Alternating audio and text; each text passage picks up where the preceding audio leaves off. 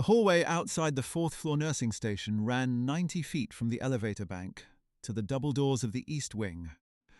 And on the last Friday of October, it was lined on both sides with people who had come to say a thing they were afraid they would not be able to finish saying. Some held flowers, some held nothing at all. One man in a wheelchair had brought a folded paper bird that had taken him 11 days to make with hands that no longer closed all the way, and he held it against his chest like a heartbeat he was keeping warm. At the center of it, walking slow because her knees had been bad for years, and because she did not want this to end, was a woman in faded blue scrubs with a name badge worn so soft the laminate had peeled at one corner. She had worked 20 years on that floor. She had not missed a single shift, and she had no idea that the man standing at the far end of the hallway, the one in the charcoal suit, half hidden behind the doorframe with his eyes shining, had spent the last 6 months quietly learning who she was. Her name was Carla, and she thought she was retiring quietly. The hallway had other plans. Stay with me, because what waited at the end of that walk was something she had earned 1,000 small times over without ever once counting. For now, picture only the badge, peeled at the corner, and the way her thumb found that worn edge when she was nervous, the way it had for 2 decades. That badge will matter more than she knows. Hold on to it. The story of how a hallway fills with people is never about one day. It is about all the days before it that nobody saw. Let me take you back to the first one. 20 years before the hallway, a younger woman with steadier knees clocked in for her first overnight shift on the 4th floor of Mercy General, the medical surgical unit where the patients were too sick for home and not sick enough for the intensive floors, where recovery was slow and lonely and measured in small things. She was 26. She had 2 kids at home, a 6-year-old and a baby still in diapers, and a husband who had been gone 4 months and was not coming back. She had $1,100 in a checking account and a rent of $740, due in 9 days. She took the night shift because it paid $1, 10 more an hour, and because the daycare her sister ran was free after dark. That $10 an hour was the whole architecture of her life. She built everything on it. The charge nurse that first night was a tired woman named Pat, who had seen 100 new hires come and go, and Pat looked at Carla the way you look at someone you expect to quit by Christmas. The unit smelled of antiseptic and the burnt coffee tang of the break room pot that nobody ever cleaned, and the fluorescent lights buzzed at a pitch that lived behind your eyes by 4 a.m. Pat handed her a clipboard and a set of keys and walked her down the hall once, fast, naming rooms and patients and warnings in a flat voice that did not expect to be remembered. Carla remembered all of it. She had a memory for people the way some have a memory for numbers. And by the end of that first week she knew which patients took their pills dry, and which needed the water cup turned so the straw faced left, and Pat, watching her, said nothing, which from Pat was its own kind of grade. Carla did not quit by Christmas. She did not quit at all. That first month she came home at 7:30 each morning, kissed 2 sleeping children, slept 4 hours, and got up to make lunches with her eyes still half shut. And the $10 an hour sat in her checkbook like a small, stubborn light she steered the whole household by. The thing about a medical surgical floor at 3 a.m. is that it is mostly quiet. And the quiet is where the work that matters happens. Anybody can hang a bag of fluids. Carla learned the other thing, the thing they do not teach in the 8-week orientation. She learned that the old man in 412 cried after midnight, because that was when his wife had died 2 years before, and she learned to bring him a warm blanket at 11:45 so he would have it before the crying started instead of after. She learned that the teenager in 408 recovering from the car wreck was ashamed of the scar on his face and would not look at the mirror, so she taped a photo of his dog where the mirror would have been. She learned which patients had nobody coming and which had families that came and left a worse loneliness behind them. She learned the floor the way you learn a person you love, by paying attention when it cost her something to pay attention. The pay was the same whether she did the warm blanket thing or not. She did it anyway. That was simply who she was, and the floor began slowly to be hers. You have probably known someone like Carla. Someone who held a room together and never asked to be thanked for it. If you have, this is for them too. Now back to the floor, because the years are about to start moving fast, and I need you to feel how many of them there were. The first 5 years were the hardest, money-wise. She picked up extra shifts when the floor was short, which on a night shift med-surg unit was always. She worked Thanksgiving so a younger nurse with a new baby could be home, and then she worked the next Thanksgiving, and the one after that, until working Thanksgiving was simply understood to be a thing Carla did, the way the sun coming up was a thing the sun did.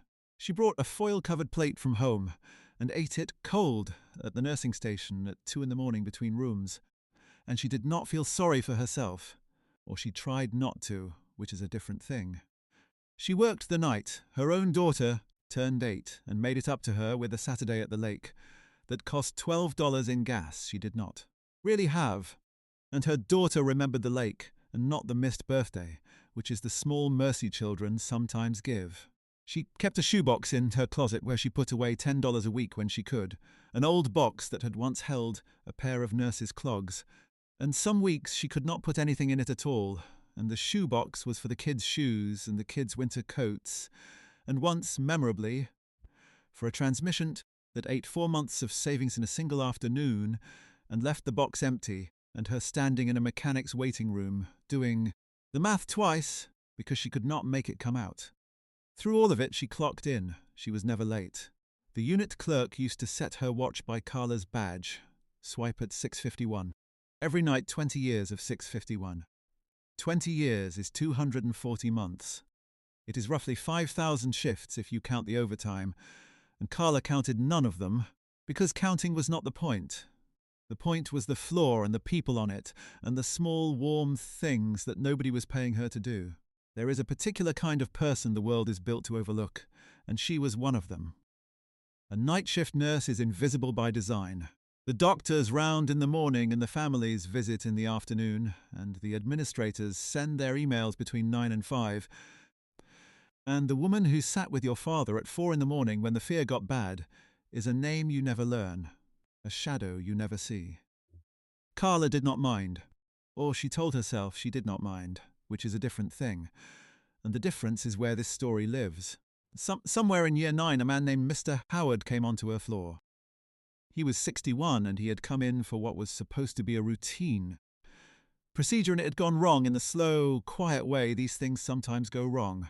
An infection, a complication, a recovery that stretched from days into weeks. He was a hard man. He had been rich a long time, long enough that he had forgotten there was any other way to be, and he treated the nurses like furniture that occasionally failed to anticipate his needs. He snapped at the day's staff. He filed a complaint about the food, 2 pages of it, in a hand so sharp it had nearly torn the paper. He rang his call light for a glass of water, and then complained the water was warm, and rang again, and complained the second glass was too cold, and the young aide who brought it learned to set her face to stone before she opened his door.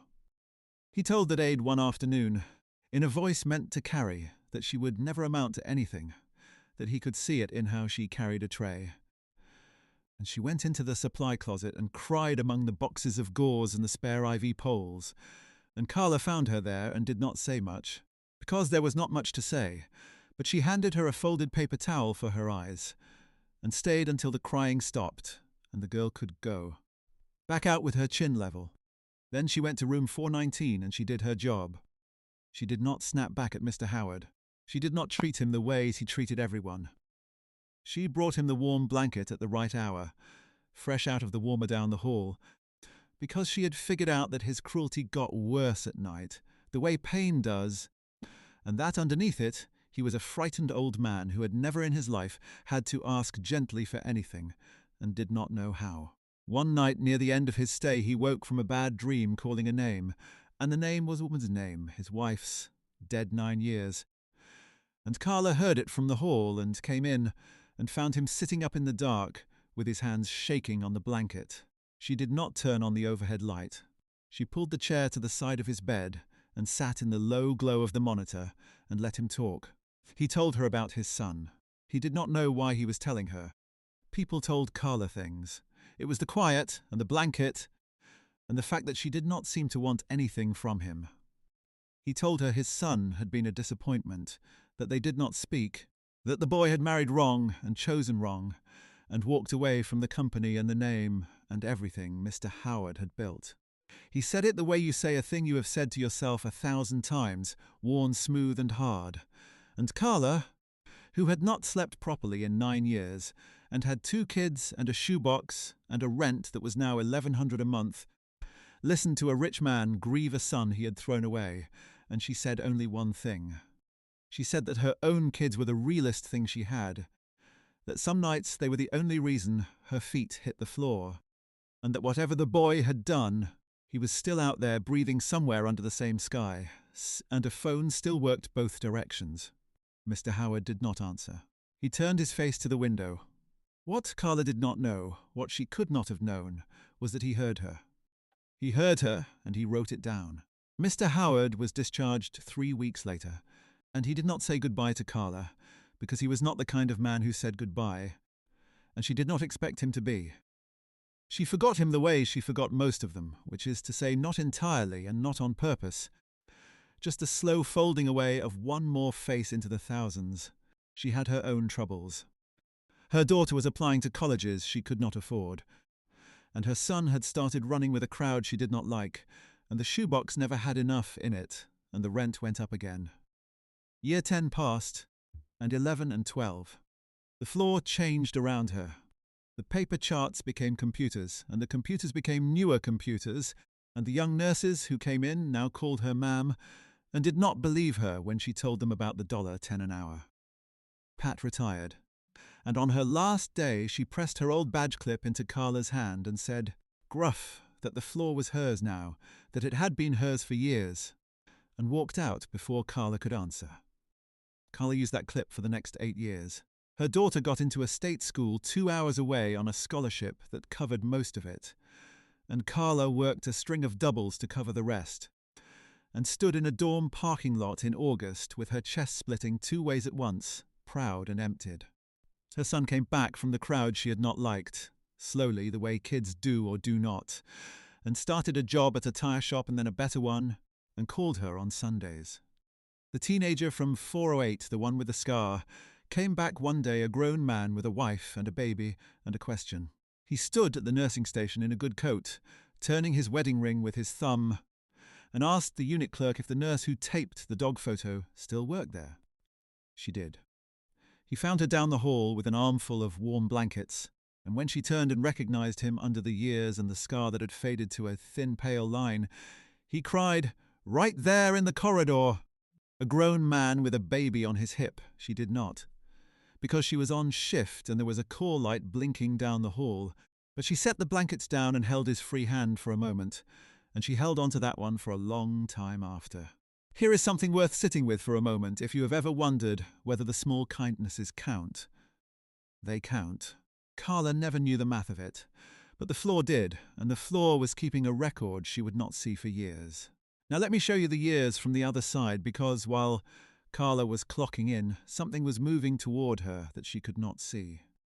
Mr. Howard, it turned out, had not gone home and forgotten. He had gone home and called his son. It took him 4 months to do it, and the call was short and graceless and almost ended twice, but it did not end. And a year after that, there was a Thanksgiving where they sat at the same table for the first time in 11 years. He never told his son why he had called. He never told anyone about the night nurse who had sat in the dark and reminded him that a phone works both directions. He did remember her name because he had asked the floor for it before he left, and he had written it in the small leather book where he kept the things he did not want to lose. He was a man who had built an empire on knowing the value of things, and late in his life, on a med-surg floor at 2 a.m, he had finally been handed something whose value he had not understood until it was almost too late. He did not waste it. Mr. Howard died in his 8th decade at home, with his son holding his hand, which is a thing that would not have happened without a warm blanket brought at the right hour by a woman who was not paid to bring it. And in the weeks after, his son, going through his father's papers, found the small leather book. He found a name in it he did not recognize. written in his father's hard square hand, with a date and the words "The Night Nurse, 4th floor, Mercy General," and beneath that, "A script gone shaky, she told me to call you." The son sat in his father's study for a long time with that book open on his knee. His name was Andre, and he was 44 years old, and he ran the company now, and he had spent 2 years being quietly furious at the father who had thrown him away, and then, inexplicably, called him back. He had never known why the call came. The phone had rung on a grey Tuesday, and his father's voice had come down the line, older than he remembered, and they had circled each other for 11 awkward years of holidays after that, without either of them ever naming the thing that had cracked the door. Now he held the Y in his hands, written in pen, dated, signed in effect by a woman he had never met. He read the words again. "The Night Nurse, 4th floor, Mercy General. She told me to call you."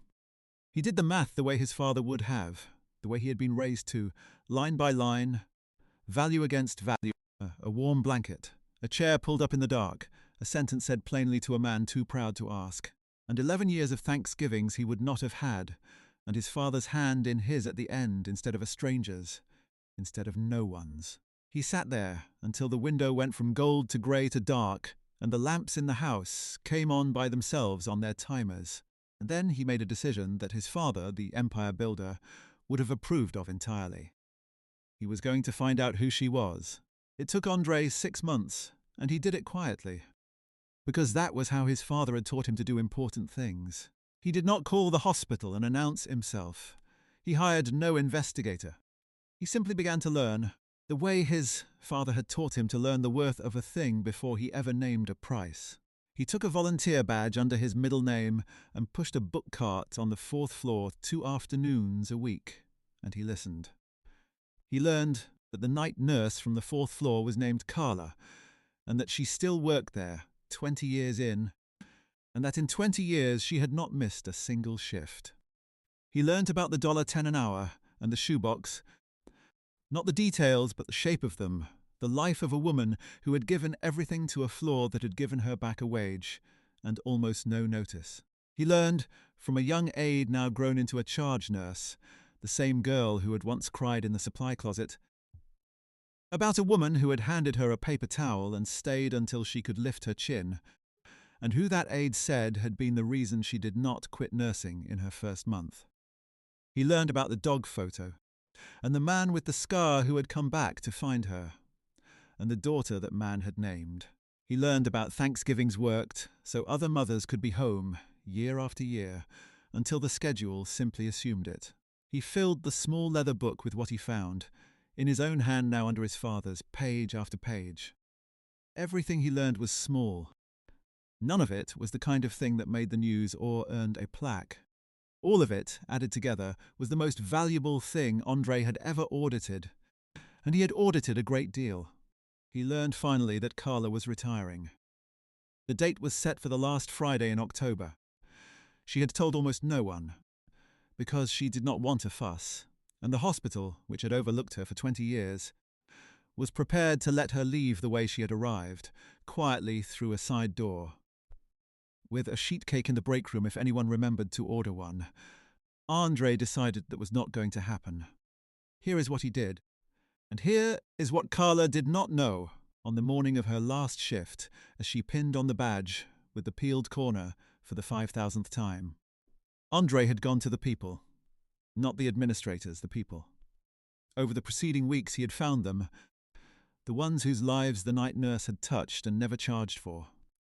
He found the man from 412 whose wife had died, still alive at 88, living with his granddaughter in a house that smelled of cedar, and when Andre explained why he was asking, the old man set down his tea and wept openly and said he had prayed for a chance like this for 11 years. He found the teenager with the scar, a grown man now with grey coming in, who heard Andre out in the cab of his work truck and then gripped the wheel and said he had been waiting 20 years to do something for her and never known how, and that he would be there if he had to close the shop to do it. He found the young aide, now a charge nurse with a unit of her own, who said she would bring the whole night staff if she could, and very nearly did. He found the families, the patients who had recovered, and the families of patients who had not.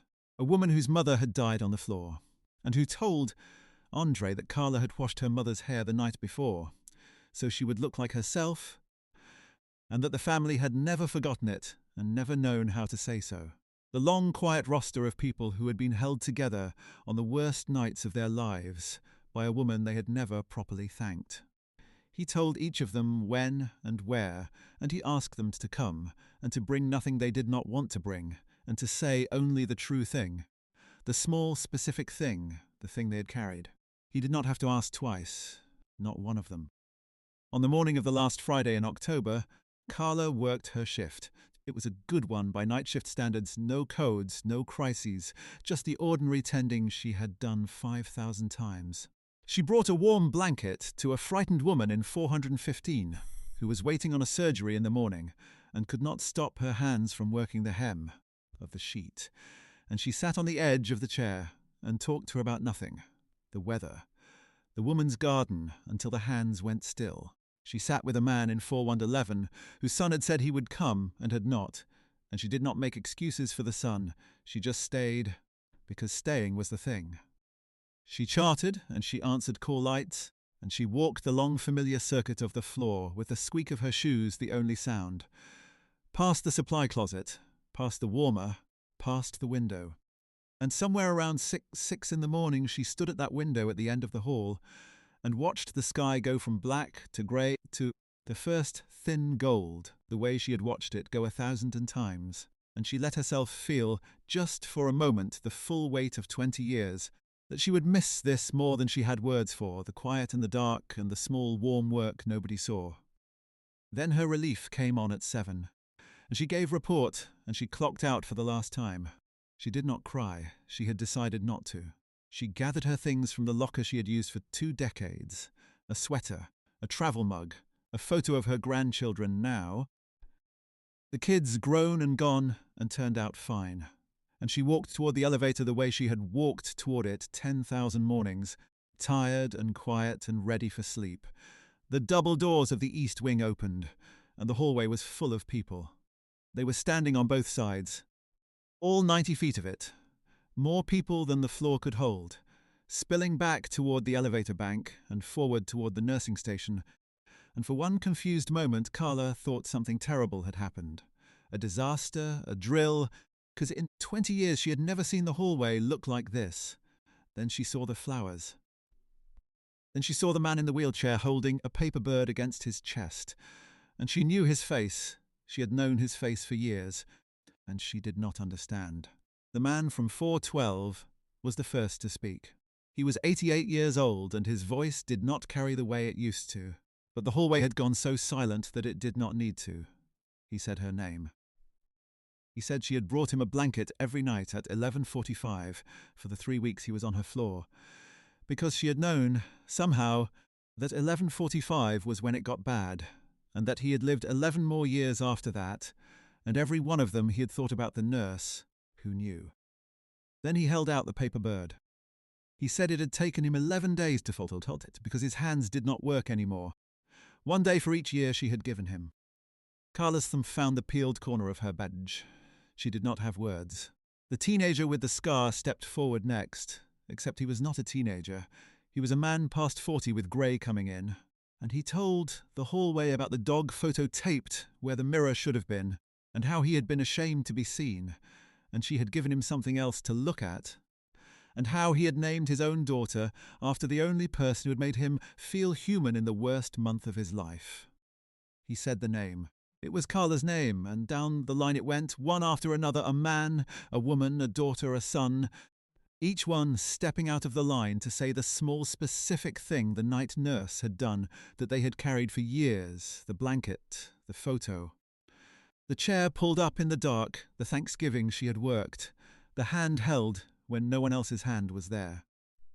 A woman near the middle said her mother had died on this floor, and that Carla had washed her mother's hair the night before, so she would look like herself in the morning, and that she had never told anyone that, and had never stopped thinking about it.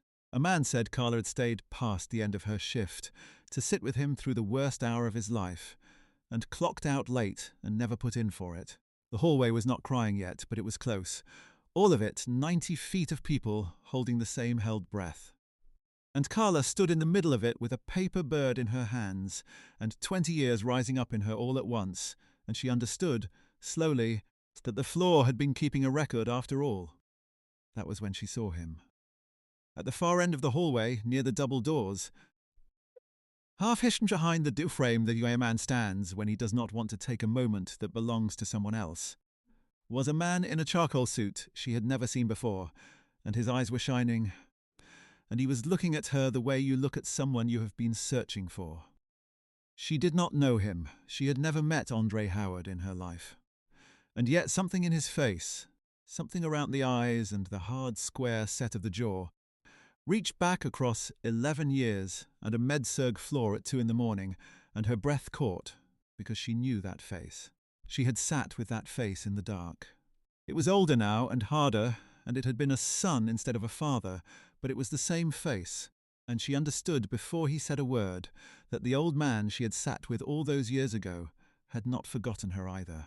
Andre came down the hallway then, through the parted line of people, and he stopped in front of her, and for a moment the empire builder's son, who ran a company and audited everything, could not speak at all. He had rehearsed this. He had rehearsed it for weeks, in the car, in the elevator, and the rehearsed words were gone now, every one of them. Then he took the small leather book out of his jacket, and he opened it to the page, and he turned it so she could see her own name in his father's hard hand, and the date, and the words she told me to call you. He told her, his voice not quite steady, that his father had died with his son's hand in his, and that it would not have happened without her. He told her that for 11 years he had not known why the call came that brought him home, and that he had found the answer in this book, written by a man too proud to thank her himself. He told her she had given his father something no money had ever bought him, and that she had given Andre back a father he had thought he lost, and that he had spent 6 months learning who she was because his father had taught him that when you are finally handed something of true value, you do not waste it. The hallway was crying now, all of it. Carla's hand had come up to cover her mouth. Andre told her that he had set up a fund in his father's name, and that it would pay off the small house she rented and had never owned, and that it would carry her grandchildren through any school they chose, and that it would do the same every year from now on, for one night shift nurse on this floor chosen by the people they cared for, so that the kind of work she had done in the dark for 20 years would stop being invisible. He said the first recipient was already chosen. He said it was her. And then Andre Howard, who had been thrown away and called back, who ran an empire and had finally learned what his father learned too late, did the only thing left to do. He stepped back, and he turned to the hallway full of people, and he began quietly to applaud. The hallway took it up. 90 feet of people who had been held together by a woman they had never thanked stood and clapped for her, and the sound of it filled the 4th floor of Mercy General and rolled out the open double doors. And Carla stood in the middle of it with a paper bird in one hand, and her grandchildren's photo in the other, and her thumb pressed to the peeled corner of a badge she would not have to wear again, and she let herself cry at last. Because she had decided not to, and there are some decisions a hallway will not let you keep. She did not give a speech. She had never been a woman of speeches. She looked down the line at the faces, the ones she knew and the ones she had forgotten, and the ones who had grown up since she tended them. And she said only that she had thought she was leaving quietly, and that she had thought nobody had noticed, and that she had been wrong about that for 20 years, and she was glad. 6 months later, on a porch that belonged to her now, paid off in full, and hers down to the last nail, Carla sat in the early evening with a cup of coffee going cool in her hands and watched her grandchildren chase each other across a yard that was also hers. The light came down gold through the maple at the corner of the lot, and the air smelled of cut grass and somebody's far-off cooking. And her daughter was in the kitchen with the radio low, home for the weekend, calling out something about supper.